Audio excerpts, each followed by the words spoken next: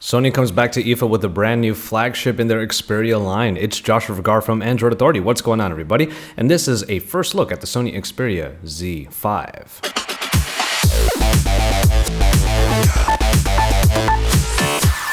At first glance at the Xperia Z5, it might look a lot like all the other Xperias, but that's something we probably expected already in the Xperia Z5. However, there are a few new features on here that should sweeten the pot a little bit, and hopefully this phone is going to make it to many more audiences aside from just the European and Asian markets.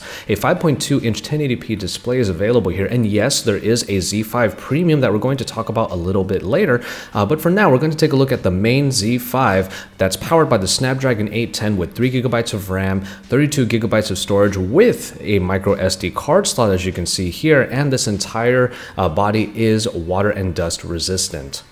But what we do really like about the Z5 here is the somewhat different look on the side. What we have here is a much larger silver power button that doesn't quite look as iconic as it did before, as we remember from previous Xperia devices, but still has a very unique look. But the reason why it's a lot wider now is because Sony's Fingerprint Reader is embedded in there. So if you're going to be unlocking the phone with your right hand, holding the thumb there is going to be how you will unlock the phone, and it actually feels quite nice. Just tap the button in order to wake the phone and hold your thumb there and it will unlock quite easily. Feasibly, you should be able to do this with, let's say, your index finger on your left hand, for example, but really in our testing right here, I went ahead and put a fingerprint on there and it seemed to really work quite well.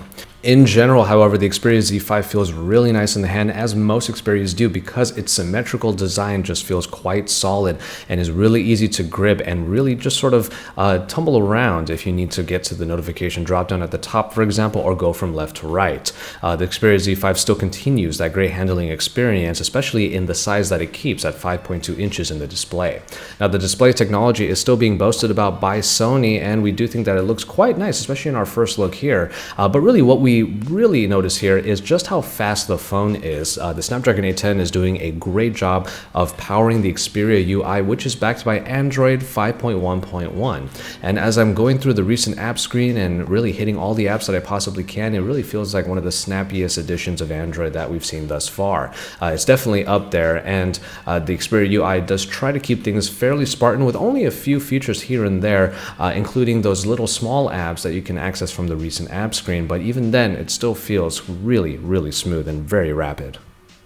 But what we're really excited for is checking out the new camera. Now, this is the first time in the Xperia line in a long time that we've had a reimagined camera module in the back, and we're really looking forward to putting this 23 megapixel Exmor RS sensor to its testing. What really is intriguing to us is the fact that Sony really put out there that their imaging department has been one of the best. And yes, they have come out with some great alpha cameras, and hopefully now we'll be able to see that kind of quality in their smartphones.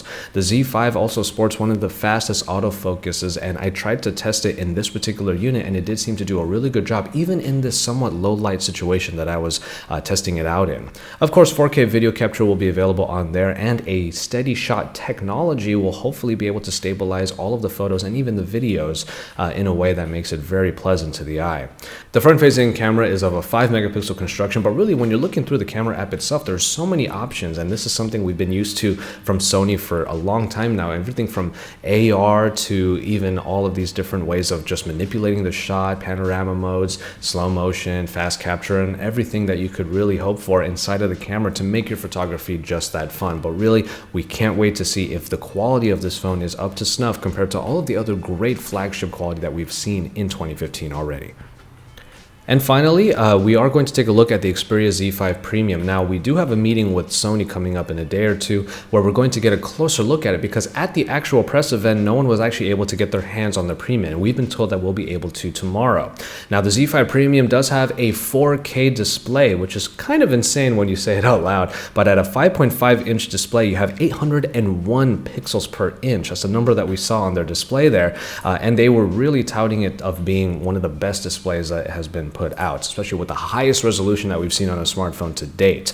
But what they're also going to do, as Sony does with their televisions, and this is an intriguing thought, is the phone itself is going to upscale all of the media content so that it actually has a 4K look to it. Now, we are a little bit skeptical about that, even though a lot of media out there is still around 720p resolution, 1080p when you're lucky. It will get upscaled and might have a different type of look to it as a result. But again, we're really excited to get our hands on it and actually compare these displays once we have our hands on a review unit. And if you're thinking about battery life for a 4K display, the 2900 milliamp hour battery of the original Z5 gets bumped up to 3430 in the Z5 Premium. And hopefully that's going to be enough to put this phone through its paces across the day, whether it be for work and play. But with the stamina modes and the great battery consumption options that you have on the Xperia line, you should be able to get this phone to kind of stretch itself out for quite a long time.